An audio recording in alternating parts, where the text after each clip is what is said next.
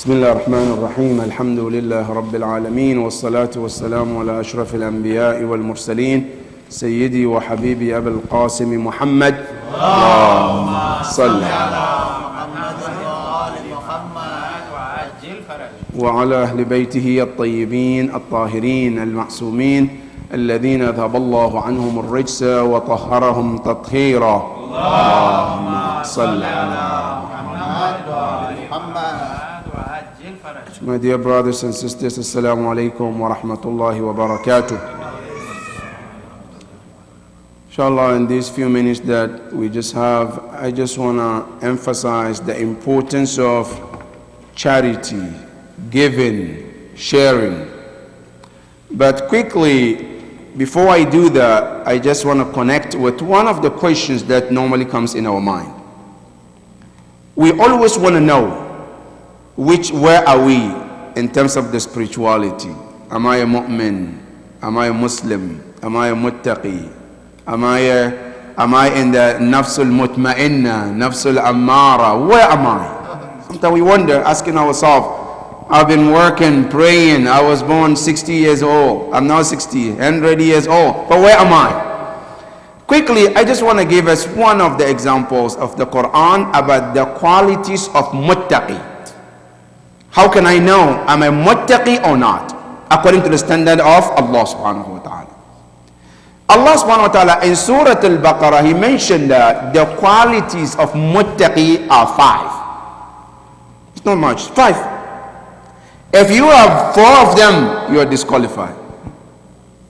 You have 4.5, you are disqualified. 4 and 99%, you are out.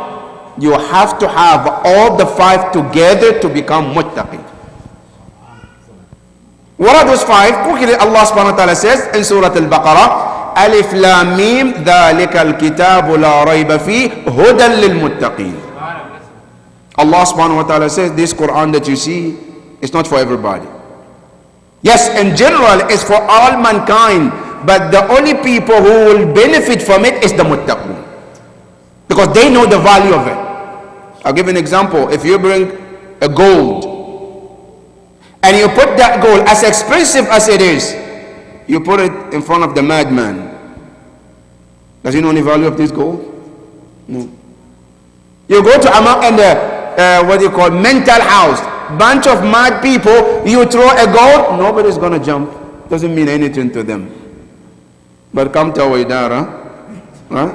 Small coins of gold, throw it and see what happens, because they know the value of it, right? That's simple example. We understand that because we know how valuable it is. Now, Allah subhanahu wa ta'ala tells us that Quran, as valuable as it is, the only people who know the importance of this Quran is the muttaqun. And Allah subhanahu wa ta'ala goes back to ask, who are the muttaqun? Who are they? Allah mentioned 5. The first one, it says, الَّذِينَ يُؤْمِنُونَ بِالْغَيْبِ. The muttaqi is the first one, is they believe in unseen. You know, here, a lot of us, we say, seeing is believing. No, in Islam, is the other way. You believe in things you don't see. And that's the difference between a normal person and a mu'min. Because he knows there are certain things that Allah created can be seen, can be touched, can feel. And there are certain things you can feel but you cannot touch. You can feel an air but you can't touch it. But you know it's there. There are certain things you cannot feel it, you cannot touch it, but you know it's there. Example, gravity. When you throw something, you know it's coming down. Now, what is the cause that is coming down? Is the gravity. Can you see it? No. Can you touch it? No. But you know it's there. Allah subhanahu wa ta'ala, we cannot see Him, we cannot touch Him, but we know in our heart He is there, because we can see the sign around Him. That is one of the signs of muttaqi. الَّذِينَ يُؤْمِنُونَ بِالْغَيْبِ. Now, there are so many sayings about what is the ghaib. One of the saying is that al-ghaib is Imam al-Hujjah ajjalallahu ta'ala. There is one. Number 2, Allah subhanahu wa ta'ala says, الَّذِينَ يُؤْمِنُونَ بِالْغَيْبِ وَيُقِيمُونَ الصَّلَاةِ. Al-muttaqi See here, there is difference between musalli and muqim as-salah. Musalli, person who prays once a year, it's called musalli. He prayed it once in his lifetime, it's called musalli. But muqim as-salah, no. A person who observes prayer on time and regularly. That's called muqim as-salah. That's quality number 2. Quality number 3, Quran says, الَّذِينَ يُقِيمُونَ الصَّلَاةِ وَمِمَّا رَزَقْنَاهُمْ يُنْفِقُونَ. The third quality, whatever we Allah gave them, they share with others. That's the quality of muttaqi. If I want to know I'm a muttaqi or not, now look at myself. Do I share with others whatever Allah gave me? Or I don't? A muttaqi. And that is why we call Imam Amir al-Mu'mineen Imam al-Muttaqeen. Because he is the one, even in namaz, he's giving. When you hear Imam al-Muttaqeen, it's not just because he is the leader of prayer. No, even in the quality of Muttaqi, which is given, he is the Imam of them in every quality of them. Allah says, وَمِمَّا رَزَقْنَاهُمْ. Everything that we have given them, they share with mu'mineen. Tonight we gathered here to remember those mu'mineen, to share with whatever Allah has given us. Little amount, any amount that you can, give it to them. It's really sad. Some of them have left children. Some of them have left widows. Some of them are orphans. Some of them were left injured, amputated. They need our help. They're looking at Allah and they're looking at us to support and help them. And the only thing we can do to support them is to give whatever Allah has given us. So please, let's look in our pockets and share generously with our mu'mineen. What happened to them today, it could happen to any one of us. Today it just happened to happen in Pakistan. It could happen here in America. 4 or 5 days ago we hear somebody got shot at the parking lot. It happened to them. It can happen to us.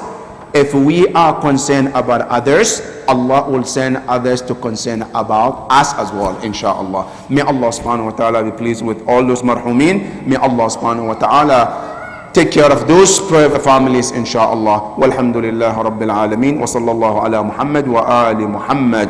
Allahumma salli ala Muhammad wa ali Muhammad wa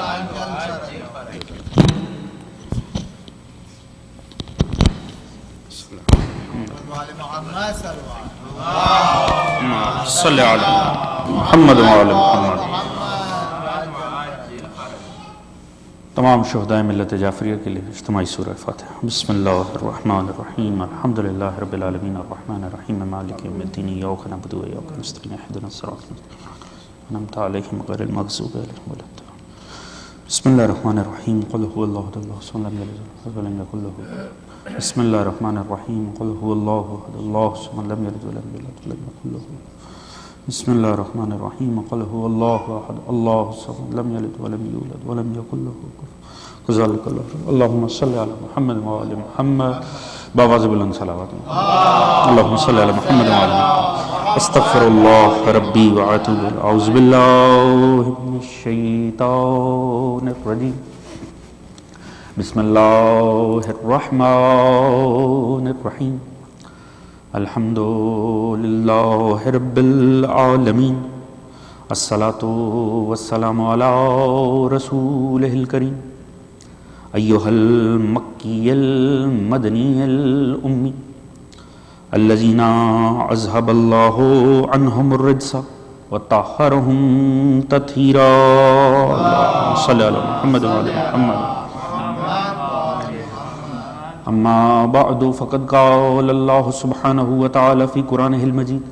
بسم اللہ الرحمن الرحیم. ونريد أن نمن على الذين استضعفوا في الأرض ونجعلهم أئمة ونجعلهم الوارثين. صلوا على محمد وعلى محمد.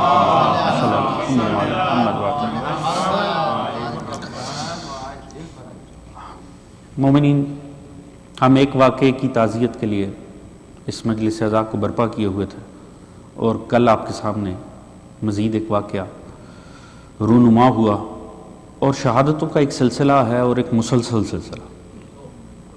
نہ پہلا ہے اور ہم جانتے ہیں حالات کو دیکھ کے کہ آخری بھی نہیں ہے۔ ایک ہمارے اپنے وہ ممالک جن سے ہمارا تعلق ہے وہاں پر یہ سلسلہ، اور پھر عالمی تناظر میں مزید ایک لہر ہے جو ہمارے ممالک سے شروع ہوتی ہے عربستان تک اس کی لپیٹ میں، اور اب صرف وہ دنیا کے مخصوص خطے ہی نہیں، جیسے ابھی آغا نے فرمایا کہ اب ایسا لگتا ہے کہ یورپ اور حتیٰ یہ جگہیں بھی اس سے محفوظ نہیں ہیں۔ یعنی جس چیز کا آغاز ان ممالک سے ہوا تھا وہ اب پوری دنیا کے اوپر پھیلتی ہوئی محسوس ہوتی ہے۔ مگر باعث تعجب بات یہ ہے، باعث حیرت بات یہ ہے، اور اتنی تعجب خیز ہے، اتنی باعث حیرت ہے کہ اگر آپ اسے معجزہ بھی کہیں تو شاید یہ کم ہوگا، کہ جن مقاصد کے تحت اس سب کا آغاز کیا گیا، خصوصاً مکتب تشیع کو لے کر، اس میں سے کوئی ایک مقصد بھی آج تک ہمیں کامیاب ہوتا ہوا دشمن کا نظر نہیں آتا۔ یعنی شہادتوں کا سلسلہ ہے اور بے تحاشا شہادتیں ہیں، مگر ان تمام شہادتوں میں ہم نے دیکھا کہ شیعہ قتل بھی ہوئے، شیعہ کا املاک کا نقصان بھی ہوا، تشیع کو انتہائی جانی اور مالی نقصان کا بھی سامنا کرنا پڑا، مگر ہمیں کہیں بھی شیعت خطرے میں نظر نہیں آتی۔ جو اصل ہدف اور مقصد تھا دشمن کا وہ تھا تشیع کو بطور شیعت نقصان پہنچانا، ایک مکتب اور مذہب کو غارت کر دینا، ختم کر دینا، برباد کر دینا، جڑوں سے اکھاڑ پھینکنا۔ مگر آج گزشتہ 30-40 سالہ دشمن کی مسلسل کوشش اور 1400 سالہ کوشش، مگر اس 30-40 سالہ جسے ہم جدید دنیا کی کوشش کہہ لیں، جدید دنیا میں کی گئی ان تمام کاوشوں کا آپ نتیجہ دیکھ لیجئے کہ آج کہیں پر بھی شیعت خطرے میں نظر نہیں آتا۔ ہاں شیعہ خطرے میں ہے، اس میں کوئی شک و شبہ نہیں ہے، شیعوں کا جانی اور مالی نقصان بھی ہو رہا ہے، مگر دشمن کا تو یہ مقصد نہیں تھا۔ اور اگر یہ بھی مقصد تھا کہ تشیع کو قتل کیا جائے، شیعہ تعداد میں کم ہو جائیں، تو یہ مقصد بھی مکمل نہیں ہے۔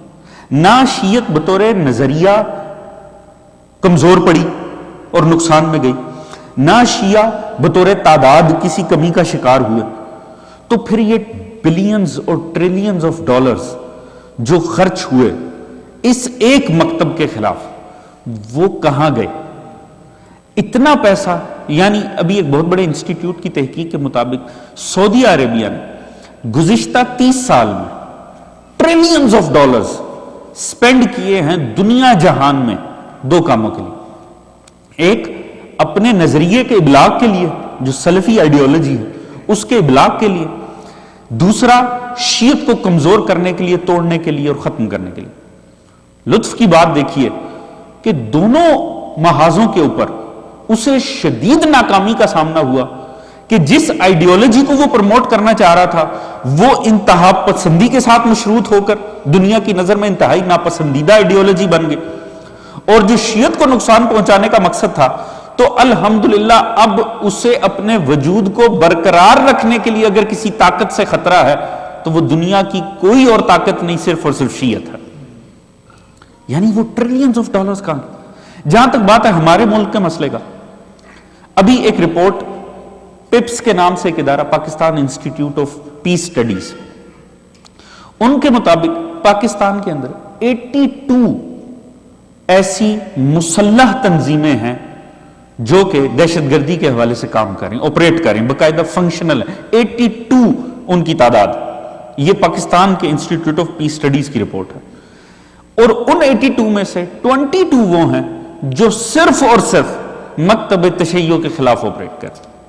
22 مسلح تحریکیں، اور یہ ساری کی ساری مسلح تحریکیں جو 22 کی 22 شیعت کے خلاف عمل پیرا ہیں، یہ ساری کی ساری اپنی فنڈنگ بھی رکھتی، منظم انداز کی فنڈنگ ان کو مختلف عرب ممالک سے ملتی ہے، جس میں سعودی عربیہ ایک مستقل ان کا معاون ہے، اور یہ ایک مسلسل سلسلہ کب سے جاری ہے؟ گزشتہ 30 سال سے۔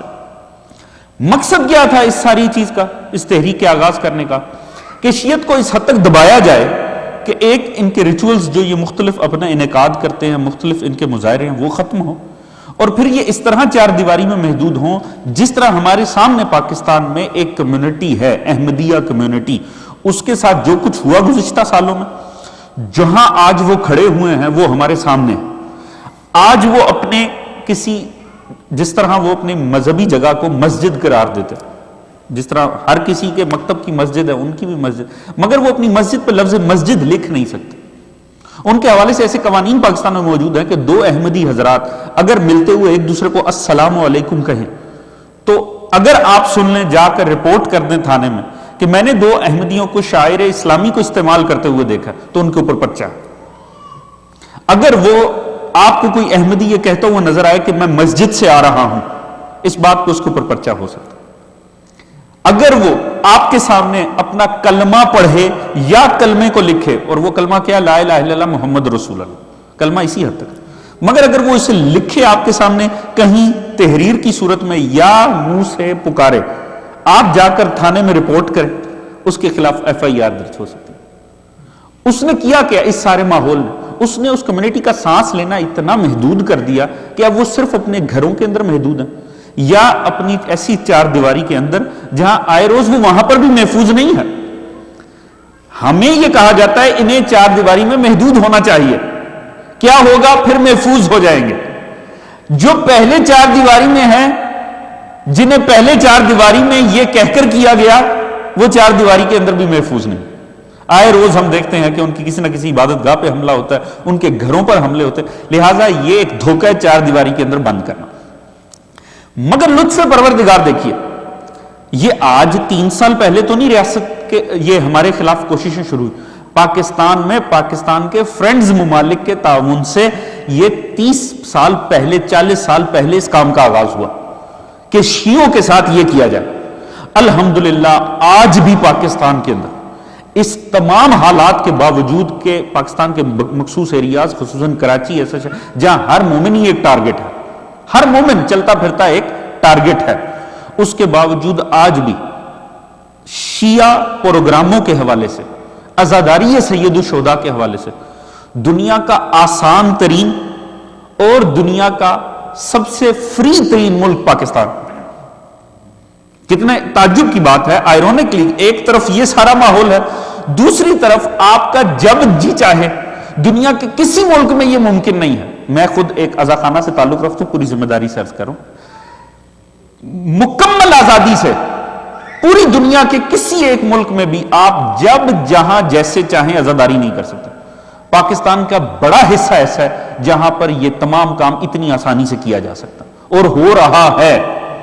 اس کی دلیل آپ آج سے 30 سال پہلے کے پاکستان کے عزاداری کے پروگرام اٹھا کر دیکھ لیں اور آج اٹھا کر دیکھ لیں، آپ کو ہر سالانہ بنیاد پر بے تحاشا اضافہ نظر آئے گا۔ آپ صرف آج سے 20 سال پہلے کے جلوس ریکارڈ کر لیجئے اور آج کے جلوسوں کو ریکارڈ کر لیجئے، آپ کے لیے باعث سے تعجب ہوگا کہ ہر سال کتنے ہی سینکڑوں نئے جلوس پاکستان میں عزاداری کے وہ شروع ہوتے ہیں جو کسی مرکز سے نکلتے ہیں، سڑکوں پر آتے ہیں اور کسی مرکز پر واپس جاتے ہیں، اور اس سارے دوران میں جو ان کو سیکیورٹی فراہم کرتی ہے وہ انتظامیہ ہے، وہ ریاست پاکستان۔ یہ ہم یہاں آزادی سے جلوس نکالتے ہیں ہم جا کر، مگر اس کی ہمیں پرمیشن لینی پڑتی، اور اس کے بعد آپ چاہے 10,000 ہوں، 2 سے 3 پولیس کی گاڑیاں بھی آئیں گی تو جتنی دیر وہ اپنی سروسز آپ کو فراہم کریں گی، you have to pay for it, آپ کو انہیں پے کرنا پڑے گا کیونکہ آپ ریاست سے استفادہ کر رہے ہیں۔ پھر آپ اپنی مرضی سے ٹائم سیٹ نہیں کر سکتے کہ جب چاہیں گے جس دن چاہیں گے، آپ کو دن کے اوپر بھی تعین ہوگا اور وقت کے اوپر بھی آپ کو نیگوسیشن ہوگا۔ پاکستان میں خصوصاً اگر میں پنجاب میں عرض کروں تو پنجاب میں ابھی بھی بڑے علاقے ایسے ہیں جہاں ہم پہلے پروگرام شروع کرتے ہیں، پہلے ہم جلوس نکالتے ہیں، انتظامیہ اجازت نامہ سائن کر کے بعد میں لے کر آتے ہیں۔ یہ آج بھی صرف پاکستان میں ہی ایسا ممکن، دنیا کی کسی اسلامک اسٹیٹ میں ممکن نہیں۔ پھر اس دوران آپ نے گزشتہ محرم کو اگر مانیٹر کیا ہو تو پوری ریاست آپ کے دفاع کے اندر ملوث تھی دوران عزاداری۔ یہ جو گزشتہ سال کا محرم ہوا، کئی سالوں کی نسبت یہ سیف ترین محرم گزرا ہے جو ابھی جس سے محرم سفر ختم ہوا۔ اس دوران آپ نے ریاست کے 100% وسائل کو اپنے لیے استعمال کیا، جس کے طور پہ آپ کو 1 روپیہ بھی پے بیک نہیں کرنا پڑا ریاست، اور یہ ریاست نے اپنی ذمہ داری سمجھ کر کیا۔ یہ صرف پاکستان میں اتنی سہولت کے ساتھ اتنا بڑے عزاداری کے سیٹ اپ کو مانیٹر کیا گیا اور چلایا گیا، یہ سب بھی پاکستان میں ہو رہا۔ دوسری طرف جو آپ کے قاتل، منظم قاتل، اگر آپ ان کی ڈیٹ آف برتھ دیکھیں اور ان کو بنانے والے دیکھیں تو تعجب میں آ جائیں گے کہ ان کو پیدا کرنے والوں میں بھی ریاست پاکستان خود ملوث رہی. کتنا ہی عرصہ انہوں نے ریاست پاکستان کی، اور اب تک بھی کسی انداز میں ریاست پاکستان کی چھتری ہی کے تحت وہ پلے بڑھے اور اسی کے تحت وہ محفوظ بھی رہے. یہ انتہائی باعث تعجب اس پتہ چلتا ہے کہ پاکستان ایک کتنا دلچسپ اور کتنا حیرت ناک اور کتنا عبرت ناک ملک ہے دنیا کا. مگر اس سب سے جو دشمن کا مقصد تھا اصلاً کیا تھا؟ ریاست کی اپنے طور طریقے تھے. ریاست نے دہشت گردی کو استعمال کیا اپنی سہولت کے مطابق. مگر اب جو ہمیں نظر آ رہا ہے وہ یہ ہے کہ جو درندے پالے گئے تھے اب وہ درندے پلٹ کے اپنے ہی مالکوں کو کاٹ بھی رہے. ہم نے پہلے جنازے اٹھانے سے لے کر آج تک کبھی ریاست کے خلاف شیعہ نے ہتھیار نہیں اٹھایا. ہمیشہ ریاست سے یہی کہا گیا کہ جنہیں آپ پال رہے ہیں یہ آپ ہی کو نقصان پہنچائیں گے. اور آج وہ نوبت آ چکی ہے کہ خود ریاست کے وہ حفاظتی ادارے جن کے لیے یہ سپوز تھا کہ وہ پورے ملک کا تحفظ کریں گے وہ اپنے جی ایچ کیو میں بھی محفوظ نہیں. اب آ کر ریاست انہی کے خلاف کام کرنے پر مجبور ہے کہ جنہیں انہوں نے پیدا کیا. ہماری صرف یہ دعا ہو سکتی ہے اس سارے تناظر میں کہ ریاست اس میں بھی مخلص ہو، ہمارے ساتھ نہیں اپنے ساتھ مخلص ہو. جہاں تک ہمارے ساتھ تو ہماری 1400 سالہ تاریخ کبھی بھی ریاستوں کے ساتھ اچھی نہیں رہی، اور چونکہ 1400 سال میں کبھی بھی ہم نے حکومتی سہولیات کا استفادہ نہیں کیا، لہذا الحمدللہ ہمیں اپنی بقا کے لیے آج بھی ریاست کی طرف دیکھنے کی کوئی احتیاج نہیں ہے. عجیب ہمارے ساتھ بھی مرحلہ ہے کہ ہماری بقا بھی ہماری شہادتوں میں مضمر ہے. مکتب تشیع دنیا کا وہ عجیب اور غریب اور با کمال، اسی لیے میں نے کہا معجزہ بھی کہیں تو کم ہے کہ ہمیں تو بقا بھی شہادتوں سے ملتی ہے. ہماری بقا کربلا بنی جس میں بچا ہی کوئی نہیں، یعنی وہ کربلا ہماری بقا ہے جس میں جتنے گئے میدان میں سب شہید ہو. تو اس کا مطلب ہے جہاں تک بقائے تشیع کی بات ہے، مگر انٹرنیشنل لیول پر بھی ہم نے دیکھا ہمارے ہی قاتل ہے جو انٹرنیشنل لیول کے اوپر ساری دنیا کا قاتل بنا ہوا ہر جگہ. اس میں مقصد کیا ہے وہ ہم نے گزشتہ مجالس میں ڈسکس کیا. جو کیا جا رہا ہے اسے اسلام سے ثابت بھی کیا جا رہا. جو چاہے کسی انسان کو جلایا جا رہا، چاہے انسانوں کے ٹکڑے کر کے ان کی نمائش کی جا رہی ہے، چاہے سروں سے فٹ بال کھیلا جا رہا ہے، ایک چاہے بچوں کو قتل کیا جا رہا ہے، ہر بات کا ثبوت مذہب سے لایا جا رہا. اور لطف کی بات ہے ہر بات کا ثبوت مذہب سے مل رہا اور اس کو جھٹلایا جا بھی نہیں سکتا کیونکہ ہر بات یقیناً مذہب میں موجود بھی ہے. یہ انتہائی باعث تعجب بات ہے. ابھی تک جتنے ریفرنس دیے گئے وہ سارے موجود ہیں، وہ سب ریفرنس ٹھیک ہیں. اب آیا وہ حقیقتاً واقعہ 1400 سال پہلے رونما ہوئے کہ نہیں، ان پر کوسچن ہے، مگر وہ روایتیں کتابوں میں ہیں کہ نہیں اس پر کوئی دوسرا سوال نہیں کیا جا سکتا. وہ سب کتابوں میں موجود ہے. یعنی آپ کو باعث تعجب ہوگا کتنی انسانیت سوز حرکت ہے سروں سے فٹ بال کھیلنا. کتنی انسانیت سوز حرکت ہے کہ آپ انسانی سروں کو اس سے سوکر کھیلا جائے. مگر لطف کی بات یہ ہے اس بات کو بھی دین سے ثابت کیا گیا. ایک باقاعدہ سلفی عالم کی ویڈیو موجود ہے، اس میں اس نے کہا کہ یہ جتنا تماشا کیا جاتا ہے نا لاشوں کے ساتھ یہ بہت اچھا، اس کو مزید کرنا چاہیے. وہ تقریر کر رہا ہے، اسپیچ کر رہا ہے ایک سینٹر کے اندر، اور اس نے اس کا ریفرنس کیا دیا. اس نے کہا جب خالد بن ولید نے مالک بن نویرہ کو قتل کیا تھا، صحابی رسول جس نے زکوٰۃ پہلے خلیفہ کو دینے سے انکار کر دیا کیونکہ وہ اس کی خلافت کی ویلیڈیٹی کا یقین نہیں رکھتا تھا کہ یہ صحیح خلیفہ، اس نے نہیں دی زکوٰۃ. ابوبکر نے بھجوایا خالد بن ولید کو. خالد بن ولید نے آ کر اسے قتل کیا، اس کے ساتھیوں سمیت دھوکے سے قتل کیا، اور اسی رات اس کی بیوی کے ساتھ زنا کیا. اور پھر وہ جتنے مالک بن نویرہ اور ان کے اصحاب کے ان کے دوستوں کے سر اتارے، ان سروں کو رکھ کے اس پر دیگ پکائی گئی اور کھانا کھایا گیا. اور یہ واقعہ تاریخ کے اندر موجود، تاریخ طبری کے اندر یہ واقعہ بے عین ہی اس طرح موجود ہے. اس نے اس کا حوالہ دیا. اس نے کہا دیکھا سیف اللہ نے کیا کیا. کیوں کیا؟ کیونکہ مالک بن نویرہ کے بال بہت بڑے تھے، اس لیے اس کے سروں کو دیگ اس کے سروں پر دیگ پکائی گئی، اتنے بڑی زلفیں تھیں کہ کتنی دیر تک جلتی رہیں اور وہ دیگ پکی بھی. یہ سارا کچھ اس لیے کیا تاکہ ہر کوئی دہشت زدہ ہو جائے اور ہر کوئی یہ دیکھ لے کہ جو انکار کرے گا اس کا انجام یہ ہوگا. لہذا دلوں میں یہ خوف بٹھانا سنت صحابہ ہے، لہذا یہ کام کرنا بے عین ہی حق. بچے قتل کیے گئے پاکستان میں، ثبوت کہاں سے لایا گیا؟ سنت رسول سے. ابھی اردن کا ایک پائلٹ جلایا گیا لائے کہاں سے؟ پہلے خلیفہ کی سنت سے. ہر بات کو دین سے مشروط کرنے کا مقصد کیا یہ ساری دنیا نہیں دیکھ رہی؟ ساری دنیا یہ دیکھ رہی ہے، میڈیا اس کو ڈسکس کر رہا ہے، ہر چیز نکل کے آ رہی. اس کا نتیجہ یہ نکلا ہے کہ آج اگر آپ دنیا بھر کے میڈیا کے پروگرام دیکھیں تو عجیب و غریب چیزیں ڈسکس ہو رہی ہیں جو آج سے پہلے کبھی نہیں ہوئی تھی. خصوصاً مصر اور اردن کے چینلز پہ باقاعدہ مسلمان بیٹھ کے یہ ڈسکس کر رہے ہیں کہ ہاں something is wrong with our religion. اس میں کوئی شک نہیں ہمارے دین کے ساتھ مسئلہ ہے. باقاعدہ علماء بیٹھ کر یہ ڈسکس کر رہے ہیں کہ یس اگر دیکھا جائے تو حقیقتاً اسلام کی تو یہی ڈیمانڈ ہے. واقعی اسلام تو کہتے ہی یہ ہے، آپ لاکھ کمپرومائز کر لیں مگر اگر اصل شریعت امپلیمنٹ کی جائے گی یہ کام تو ہوں گے. یعنی ہر چیز کو مشروط کیا جا رہا ہے اصل اسلام کے ساتھ. اب مسئلہ یہاں پر ہمارے لیے حساس ہے. اگر آپ اس کو ڈینائی کریں تو آپ فرقہ واریت سے کام لے رہے ہیں، اگر آپ سپورٹ کریں تو آپ خود جانتے ہیں کہ ایک آپ ایسی چیز کو سپورٹ کر رہے ہیں جو واقعی سنت رسول میں موجود نہیں ہے. اب یہ ہے مکتب تشیع کے لیے مجبوری کا وقت کہ آپ اگر اس کو ڈینائی کریں، جو کچھ رسول خدا کی اہانت کے حوالے سے کیا گیا فرانس وغیرہ میں، اگر آپ اس کی ٹوٹل مذمت کریں عالم اسلام میں تو آپ کل عالم اسلام سے ہٹ کر ایک موقف اپنا رہے ہیں، یہ فرقہ واریت ہے. اگر آپ ساتھ دیں تو آپ ایسی چیز کا ساتھ دے رہے ہیں جس کا اسلامی تعلیمات کے ساتھ کوئی تعلق نہیں ہے. حقیقت یہ ہے، یہ تمام ڈسکشنز دیکھ کے ہمیں پتہ چلتا ہے کہ جنہوں نے اس سارے کام کو شروع کیا ان کا اپنا مقصد کیا تھا. ان کا اپنا مقصد تھا تعلیمات سرکار مصطفیٰ کو مٹا دینا.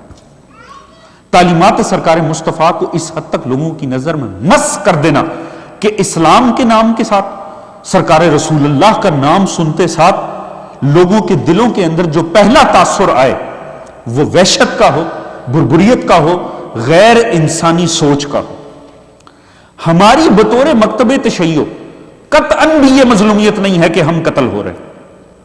اسے وہ مظلومیت سمجھے جس نے شیعت کی تاریخ نہیں پڑھی، جن کے مکتب کے 11 ائمہ قتل ہوئے ہوں ان کے لیے قتل 12 میں سے 11 قتل اور 12ویں کا بھی جو ظاہری دنیا کے اندر حیات ظاہر کا اختتام شہادت پر ہو اور ہم جانتے ہیں ان کے لیے قتل ہونا مصیبت یا قتل ہونا وہ سب سے بڑی مصیبت نہیں ہو سکتی.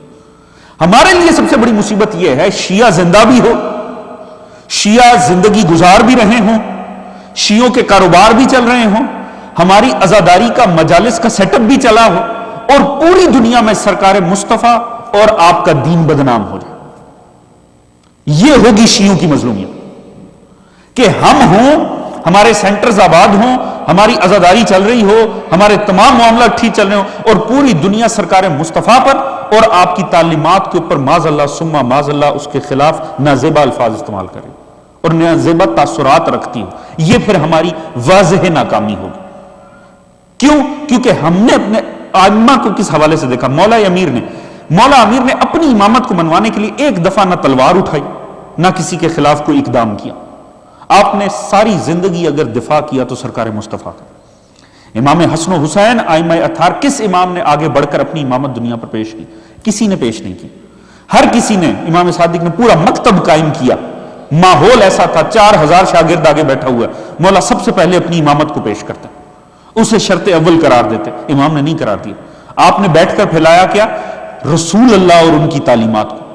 کیونکہ جو بھی رسول اور ان کی تعلیمات سے ہم آہنگ ہوگا اس کا در زہرا پر آ جانا یقینی ہو جائے گا. اگر سرکار مصطفیٰ اور آپ کی تعلیمات مٹ گئیں، کون سے ائمہ، کون سا در اہل بیت دنیا کسی تک نہیں پہنچ پائے گی. لہذا اصلاً ہمارا اس وقت سب سے بڑی ذمہ داری کیا ہے؟ ہم اصل اسلام سرکار رسول اللہ، ہم آپ کی تعلیمات کو بچانے کے لیے اٹھے. یہ اس وقت ہمارا سب سے بڑا بطور شیعہ کنسرن سب سے بڑا یہ ہونا چاہیے جانی نقصان ہم اس سے پہلے بھی کبھی روک نہیں پائے جب بھی ہوا، مگر یہ لطف پروردگار ہے، یہ کبھی زیادہ دیر چل نہیں پایا کہیں، یہ اٹھا، قتل و غارت ہوئی، تھم گئی، کیونکہ قتل و غارت کہیں پر بھی ہو، انسانی تاریخ اٹھا کر دیکھ لیں، کبھی بھی زیادہ دیر جاری نہیں رہتے، کبھی بھی جاری نہیں رہتے، چاہے جنگ اتنی بڑے جنگ عظیم کہلائیں، لاکھوں لوگ، ملینز آف لوگ قتل ہو جائیں، اس کے باوجود بھی آخر کو چیزیں ختم ہونی ہوتی ہیں۔ جو چیزیں قائم رہتی ہیں وہ آئیڈیالوجی، جو چیزیں پریویل کرتی ہیں وہ نظریات ہیں۔ جو نظریاتی سطح پہ فاتح ہے وہ ہر سطح پہ فاتح ہے، جو نظریاتی اور آئیڈیالوجی کی سطح پہ ہار گیا وہ مکتب ہر جگہ پر ہار گیا۔ ہمیں اگر نہیں کہیں ہارنے دینا اپنے مکتب کو تو وہ آئیڈیالوجی میں، نظریات میں۔ آپ دیکھ لیجئے ٹریلینز آف ڈالرز خرچ کیے، مگر ابھی کل میں نے ایک کلپ دیکھا سلفی عالم کا، وہ چیخ چیخ کے یہ جو نیا ابھی سعودیہ کا حکمران سلمان بن عبدالعزیز، وہ اسے کہتا خدارا اس نصارہ، یہود اور رافضی فتنے سے ہمیں بچاؤ، ان قریب ہے کہ یہ مکہ اور مدینہ پر بھی قابض ہو جائیں گے۔ یہ عالم ہے ٹریلینز آف ڈالرز خرچ کرنے کے بعد کہ اگر اوپر دیکھیں یمن سے لے کر تو نیچے تک انہیں ہر جگہ شیعوں کی تصاویر نظر آ رہی ہیں۔ یہ نتیجہ نکلا ٹریلینز آف ڈالرز خرچ کرنے کا کہ منحوس اپنے مرکزوں میں بیٹھ کر بھی اس وقت رو رہے ہیں کہ ہمیں بچاؤ اس شیعت سے جس کے ہاتھ میں ہتھیار نہیں، جس کے ہاتھ میں قلم ہے، جن کے ہتھیار نہیں زبانیں کام کرتی۔ عزیز، ہمیں اور کچھ نہیں، آپ جب بھی دنیا کہیں چلی جائے ہمیں سیرت اہل بیت کی طرف پلٹنا پڑے گا، اور سیرت اہل بیت ہماری زندگی کی ضامن ہے، شیعہ کے بنیادی نظریات ہماری زندگی کے ضامن ہیں۔ مسئلہ یہ ہے، اب ایسے مکتب میں ہم آ گئے ہیں، اور ایسے مکتب میں خدا نے لطف پروردگار ہے، ہمیں مکتب وہ عطا کیا ہے جس میں اگر ہم جان کے تحفظ کا سوچیں نا تو یہ بڑی چھوٹی سوچ ہوگی، یہ بڑی گھٹیا سوچ ہوگی، نہ پہلے ممکن ہوئی 1400 سال میں۔ مگر 1400 سال کے ذرا آپ ادوار کا فرق بھی اٹھا کر دیکھ لیں، وہ وقت تو نہیں ہے، ہم تو دیواروں میں چنوائے گئے، بچوں سے نام پوچھ کر قتل کیا جاتا تھا، اب تو بسوں سے اتار کے نام دیکھے جاتے ہیں۔ وہ عالم تھا گھروں میں داخل ہو کے ماؤں کی گودوں میں پکڑ کر بچوں سے نام پوچھا جاتا تھا، نام پوچھ کر قتل کیے جاتے تھے۔ کیا وہ دور رہے؟ دور وہ بھی نہیں رہے، دور یہ بھی نہیں رہنا۔ اگر کوئی چیز باقی رہے گی وہ صرف اور صرف آپ کا نظریہ اور آئیڈیالوجی ہے۔ میں نے عرض کیا ہمارے 12 میں سے 11 ائمہ قتل ہوئے، ہم میں سے ہماری تمام مرکزی شخصیات 1400 سال کی زیادہ تر قتل ہوئے، کوئی شہید اول، کوئی شہید ثانی، شہیدوں کی تاریخ اس مکتب میں بھری، مگر نہ تعداد میں کم ہوئے نہ ہم نظریے میں کم ہوئے۔ یہ اس بات کی ضمانت ہے کہ جو ہو جائے شیعت مٹ نہیں سکتی۔ ہمارا نقصان شیعہ کا قتل ہونا نہیں، ہمارا نقصان وہ ہے جب شیعت پہ ضرب آئے۔ یہاں بیٹھے ہوئے مومنین کی یقیناً ذمہ داریاں بڑی سوا ہیں۔ ہم واشنگٹن ڈی سی میں بیٹھے ہیں، میں ہمیشہ کہتا ہوں نہ ہم بیکے وال موڑ پہ ہیں نہ لالو کھیت میں ہیں، ہم واشنگٹن ڈی سی میں بیٹھے ہوئے شیعہ۔ اگر آپ یہ سمجھیں کہ میدان قیامت میں ایک لالو کھیت کا مومن پیش ہوگا اور ایک آپ پیش ہوں گے، ایک ہی طرح سے حساب ہوگا، تو یہ انتہائی معصومیت ہوگی۔ حقیقت یہ ہے خدا اس نعمت کا حساب لیتا ہے جو وہ دے۔ تو نعمت ہے کہ آپ اس وقت دنیا کے اس خطے میں موجود ہیں، اس وقت آپ کو اپنی جان کا خطرہ نہیں، اپنے مال کا ایسا وہ خطرہ نہیں جو وہاں لاحق ہے، پتہ تو کسی چیز کا نہیں، گارنٹی کسی بات کی نہیں۔ تو اب ہمیں کیا کرنا چاہیے؟ اگر لالو کھیت کا مومن بھی بیٹھ کر فاتحہ پڑھے اور اٹھ دے، اور ہم بھی بیٹھ کر فاتحہ پڑھیں اور اٹھ جائیں، تو اس کا مطلب ہے کہ سہولیات تو ہم اس سے 1000 گنا زیادہ انجوائے کر رہے ہیں، مگر ان رسپونس ہم وہی کر رہے ہیں جو وہ غریب کر رہا ہے۔ لہٰذا اس بات کو مد نظر رکھا جائے، نوجوان سطح پہ جتنا کام ہو سکتا۔ دیکھیے ہم اب بھی عزاداری کے سیٹ اپ میں ہم چاہیں تو ہر کام ہو سکتا ہے، ہمارے نوجوان چاہیں تو ہم شب بیداریاں کرتے ہیں، ہم ماتم کی خاطر، ہم عزاداری کی خاطر اکٹھے ہوتے ہیں۔ کیا انہی دوستوں کو، انہی جوانوں کو ہم سال میں 1 یا 2 دفعہ صرف اور صرف اپنے مکتب کے مسائل کے حوالے سے اکٹھا نہیں کر سکتے؟ صرف نوجوان یوتھ کے حوالے سے اکٹھے نہیں ہو سکتے؟ کیا پلان نہیں کیا جا سکتا؟ کیا ایک صرف وہ میدان محاذ ہے جو میدانوں میں لگا ہوا نہیں، انٹرنیٹ کا ایک پورا محاذ ہے، کیا اس کے اوپر منظم کوششیں نہیں ہو سکتی؟ کیا نوجوان مل کے، اس کمیونٹی کا نوجوان مل کے، اگر یہاں 50-60 ہی صرف نوجوان ہیں، مل کے ظاہر میں کوئی تنظیم نہ بنائیں، ایک تنظیم صرف سوشل میڈیا پر بنا لیں اور اس کے تحت صرف اتنا کام کریں کہ ہم نے ود ان شیعہ یونٹی کو قائم کرنا، کیا وہ ایسا کام نہیں کر سکتے؟ کیا صرف ایک پروگرام اس پر شیعہ جوان نہیں مل کر کر سکتے کہ ہم نے سسٹمیٹکلی بیٹھ کر جو شیعت کے اوپر حملے سائبر دنیا میں ہو رہے ہیں، سوشل میڈیا کے اوپر، ہم نے انہیں کاؤنٹر کرنا، اور جو ہمارے شیعہ انہیں کاؤنٹر کر رہے ہیں ان کو ہیلپ آؤٹ کرنا؟ کیا یہ چیزیں ممکن نہیں ہیں؟ بڑی آسانی سے یہ چیزیں ممکن ہیں۔ اس میں نہ کوئی زیادہ ایفرٹ کی ضرورت، صرف ایک نظریاتی کوشش کی ضرورت ہے۔ یہ جتنے واقعات ہو رہے ہیں ان سے ہمیں کچھ نہیں ملنے کا سوائے ایک نظریاتی جوش اور جذبے کے، وہ ملے گا، مگر اگر آپ اسے پریکٹیکلی کہیں استعمال نہیں کریں گے تو چند دن بعد وہ سو جائے گا، اگلے کسی مسئلے کے ہونے تک وہ ختم ہو جائے گا۔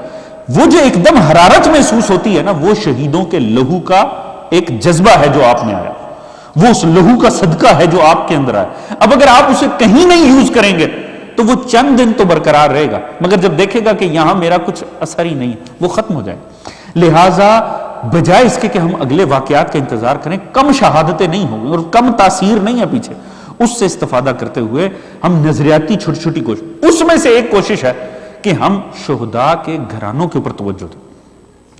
دیکھیے ہر مومن کے اندر ایک جذبہ ہے اپنے مکتب کو لے کے، یاد رکھیں آپ اگر کسی ایک شہید کے بیٹے کے سر پہ ہاتھ رکھ دیں گے نا، کل کو خدا جانے وہ کتنا متاثر کن پیدا ہوگا اس قوم کے لیے۔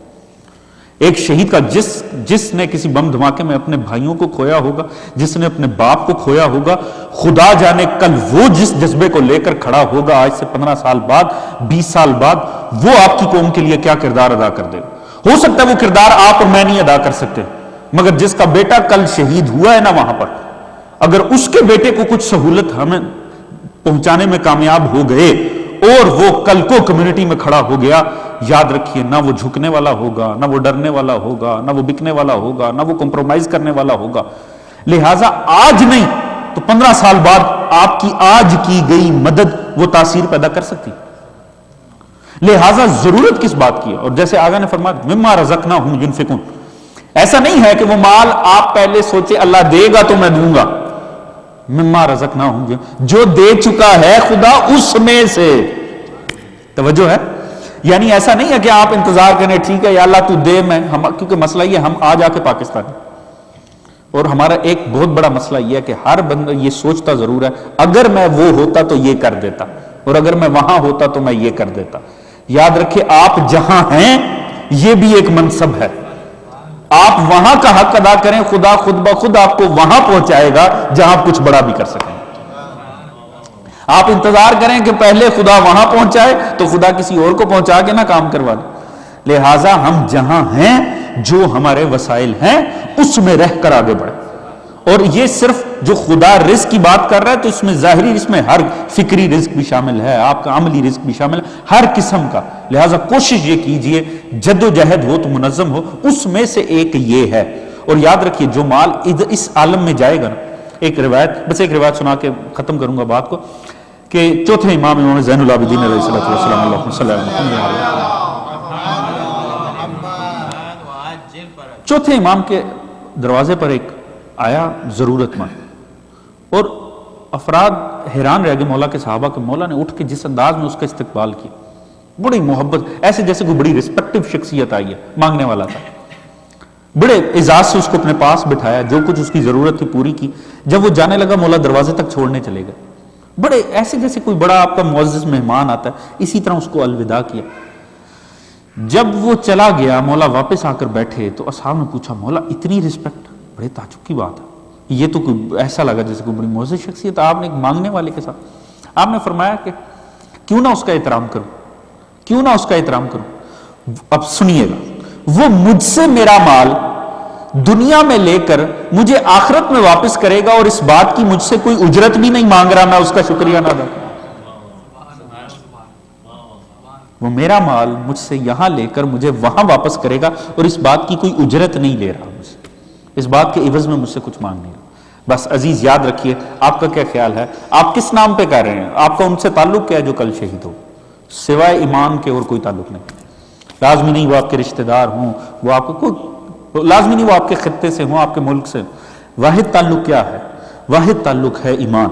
اگر آپ ایمان کو مد نظر رکھ کے کام کریں تو آپ کے خیال میں کہ ایمان کا قائد دنیا میں موجود نہیں، کیا وہ امام وقت موجود نہیں ہے؟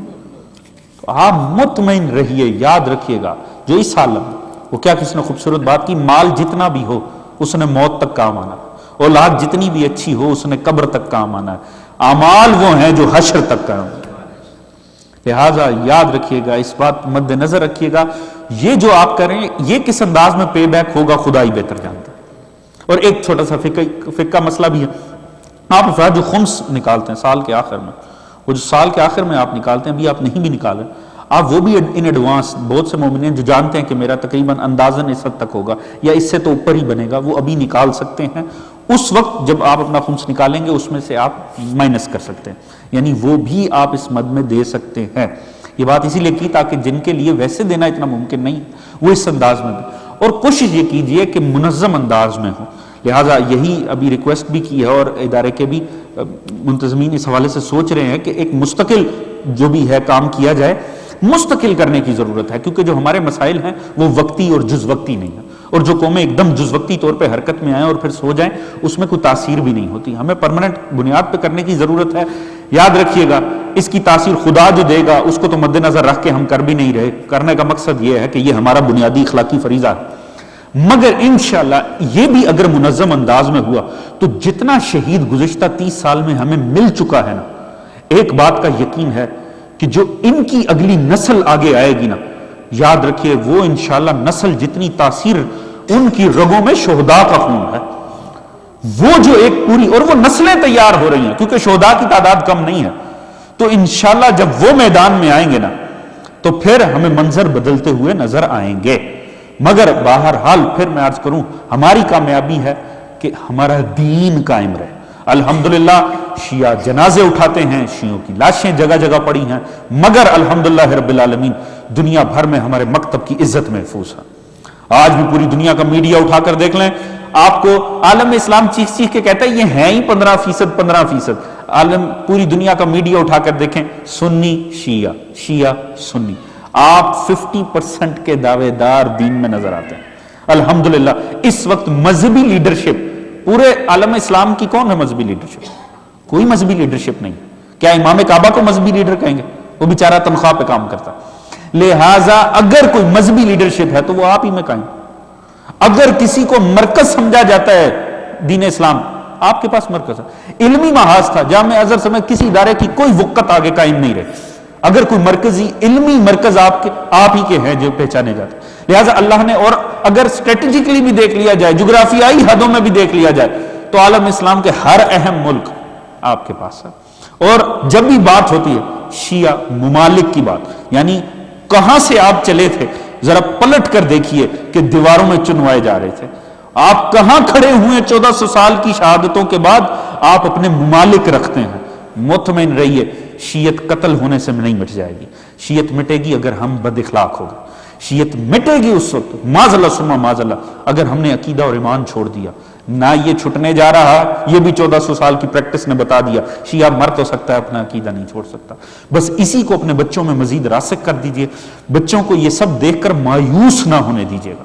مایوس ہو گئے سمجھے مسئلہ مٹ گیا، مایوس نہ ہونے دیں۔ امام وقت کے حوالے سے بھی اگر جو مصائب ہیں ان میں سے ایک سب سے بڑی مصیبت یہ ایک ایسی تعداد بھی ہوگی جو ایمان چھوڑ دے گی کہ اگر اب تک آنا ہوتا تو پھر آ ہی جاتے، معاذ اللہ ثم معاذ اللہ۔ وہ نوبت نہیں آنی چاہیے، وہ ہوگا ہمارا اصل قتل۔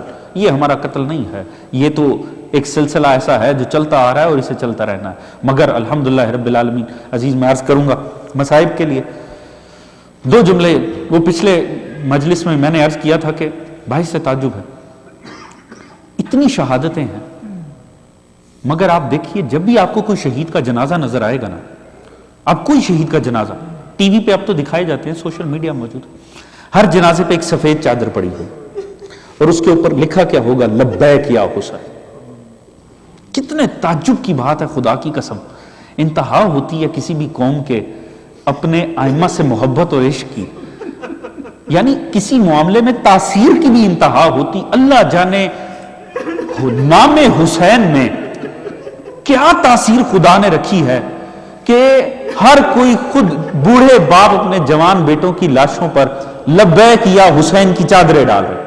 اب اس کا مطلب کیا ہوا؟ ایک گھر پر اگر لبیک یا حسین آویزہ کرنا مقصد اور ہے، لاش پہ لبیک یا حسین کی چادر ڈالنا، یعنی اس کا مطلب یہ ہے مولا حسین یہ چلا گیا ہے باقی تیار، مولا یہ بے شک چلا گیا ہے، مگر اس کا یہ مطلب نہیں ہے کہ اگر یہ نام حسین پہ چلا گیا ہے تو باقیوں کے حوصلے ٹوٹ گئے ہیں، نہیں، لبیک یا حسین لاش کے اوپر ڈالا ہوا ہے، اس کا مطلب ہے مولا یہ آپ کے عشق میں مر گیا ہے، جو زندہ ہیں وہ تیار بیٹھے۔ عزیز کتنی بڑی تسلی ہے نام حسین میں نے گزشتہ مجلس میں بھی عرض کیا تھا، لوگ شہداء کے والدین کو تسلیاں دیتے ہوئے اکبر یاد دلا رہے ہیں، یعنی حسین کے بچے یاد دلائے جا رہے ہیں انہیں جن کے بچے بم دھماکوں میں شہید ہو، یعنی تسلی بنا ہوا ہے نام حسین آج تک ان مغموم دلوں کے لیے۔ لوگ اپنے بچوں کے ٹکڑے وصول کر رہے ہیں اور اس حوصلے سے دفنا رہے ہیں حسین کے بھی تو نہ رہے، مگر عزیز دیکھیے آپ کو کوئی لاش روڈ پر پڑی ہوئی نظر نہیں آتی، جتنے بھی بم دھماکے ہوئے، جتنی بھی ٹارگٹ کلنگ ہوئی، ہر لاش کو اٹھایا جاتا ہے، لے جا کر غسل دیا جاتا ہے، اس کا جنازہ اناؤنس کیا جاتا ہے، لوگ باقاعدہ جنازے میں آتے ہیں، جنازے میں نوحے بھی پڑے جاتے ہیں، جنازے میں تقاریر بھی ہوتی ہیں، جنازے عزت سے لے جا کر دفنائے جاتے ہیں۔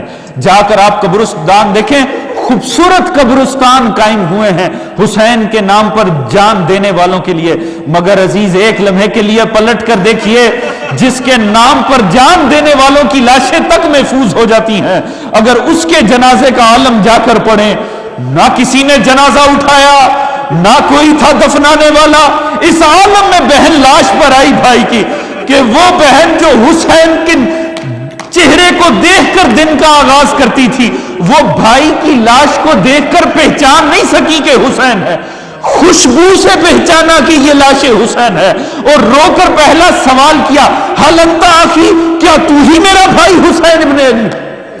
عزیز تعجب ہے وہ حسین کہ جس کا نام تسلی بنا ہوا ہے، خدا کی قسم، مگر باعث تعجب ہے آپ ان لاشوں کے اوپر مظاہر دیکھیے، آپ ان ماؤں کو سنیے جنہوں نے اپنے بیٹوں کی لاشیں وصول کی۔ خدا کی قسم صرف اس مکتب میں ممکن تھا، جس مکتب میں کربلا گزری ہے نا، اسی مکتب میں ممکن تھا اتنی لاشوں کو سہ لینا۔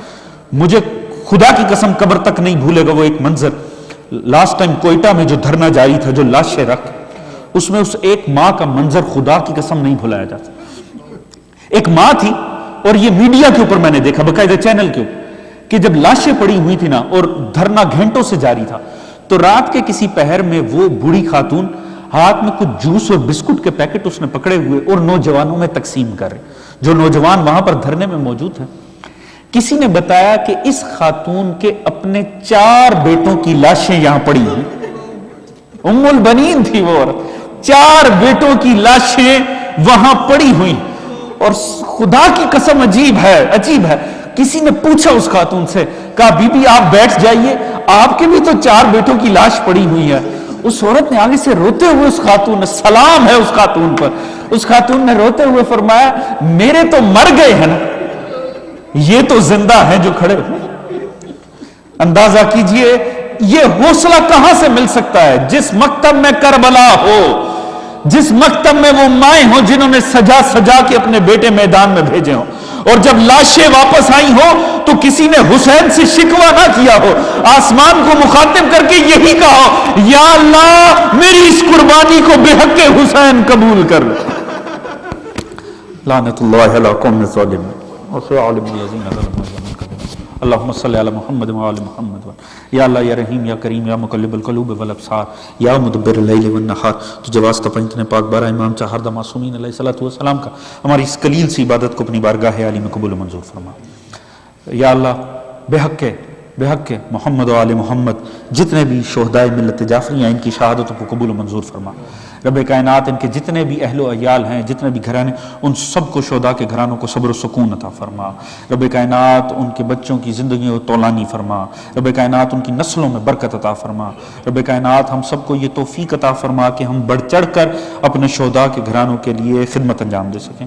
رب کائنات مومنین جہاں، مظلومین جہاں، مستضعفین جہاں، جہاں کہیں دنیا جہاں میں موجود ہیں، رب کائنات سبھی کے جان و مال عزت و ناموس کو محفوظ فرما. دشمنان آل محمد اگر قابل اصلاح و ہدایت ہیں انہیں ہدایت عطا فرما، قابل ہدایت نہیں ہیں انہیں نیست و نابود فرما. رب کائنات امام زمانہ علیہ الصلوۃ والسلام کا ظہور جلد فرما، ہم سب کو آپ کی سپاہ میں شامل فرما، ہمیں آپ کے منتظرین میں شمار فرما. ہم سب کو سیرت محمد و آل محمد پڑھنے، اسے سمجھنے، اس پہ عمل کرنے کی توفیق عطا فرما. سوائے غم آل محمد کے کوئی غم عطا نہ فرما. تمام مومنین جہاں کے رزق، عزت، دولت، علم میں برکت عطا فرما. سبھی کے شرم، عزت، پردے، جان و مال کو محفوظ فرما. وہ تمام مومنین جہاں جو دنیا جہاں میں جہاں کہیں کسی محاذ پہ بھی ڈٹے ہوئے ہیں راہ محمد و آل محمد میں، دشمن کے سامنے سیسا پلائی دیواریں بنے ہوئے ہیں، رب کائنات ان کے حوصلوں کو مزید قوی فرما. ان سب کو اپنے حفظ و امان میں رکھ، خصوصاً روزہ ائمہ اطہار کو محفوظ فرما. دشمنان آل محمد کو ان کے تمام تر نجس ارادوں سمیت نابود فرما. ہم سب کو اور تمام مرحومین کو، شہداء ملت جعفریہ کو آخرت میں درجات ان کے بلند فرما، اور سبھی کو شفاعت محمد و آل محمد سے بہرہ مند فرما.